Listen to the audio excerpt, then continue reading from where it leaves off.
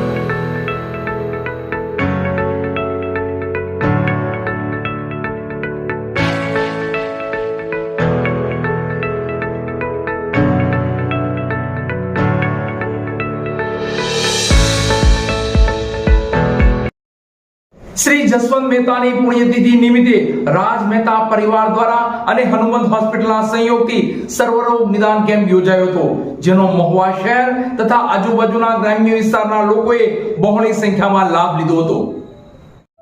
શ્રી જસવંત મહેતાની પુણ્યતિથિ નિમિત્તે અને તેમના પુત્ર રાજ મહેતા પરિવાર દ્વારા નિઃશુલ્ક સર્વરોગ નિદાન કેમ્પનું આયોજન કરવામાં આવ્યું હતું. આ સર્વરોગ નિદાન કેમ્પ મહુવાના હનુમંત હોસ્પિટલના સહયોગથી યોજાયો હતો. મહુવા શહેરના ફાતિમા સોસાયટી ખાતે આવેલ શમા હોલ ખાતે આજે તારીખ 14/7/2024 ને રવિવારે સવારે 10 થી 1 વાગ્યા સુધી શ્રી જસવંત મહેતાની પુણ્યતિથિ નિમિત્તે તેમના પુત્ર રાજ મહેતા પરિવાર દ્વારા અને હનુમંત હોસ્પિટલના સહયોગથી સર્વરોગ નિદાન કેમ્પ યોજાયો હતો. આ સર્વરોગ નિદાન કેમ્પમાં આંખ વિભાગ, ફિઝિશિયન વિભાગ, સ્ત્રી રોગ નિષ્ણાંત, જનરલ સર્જન, કાન નાક ગળા વિભાગ, દાંત વિભાગ, હાડકા અને સાંધા વિભાગ, ફિઝિયોથેરાપિસ્ટ જેવા વિભાગના હનુમંત હોસ્પિટલ મહુવાના તબીબોએ પોતાની સેવાઓ આપી હતી. આ સર્વરોગ નિદાન કેમ્પનો મહુવા શહેર તેમજ આજુબાજુના ગ્રામ્ય વિસ્તારના 800 જેટલા દર્દીઓએ લાભ લીધો હતો. તો આ સર્વરોગ નિદાન કેમ્પમાં દવાઓ પણ વિના મૂલ્યે આપવામાં આવી હતી. આ સર્વરોગ નિદાન કેમ્પમાં ખાસ રાજકીય આગેવાનો, સામાજિક આગેવાનો તથા સેવાકીય પ્રવૃત્તિ સાથે જોડાયેલા લોકો ઉપસ્થિત રહ્યા હતા.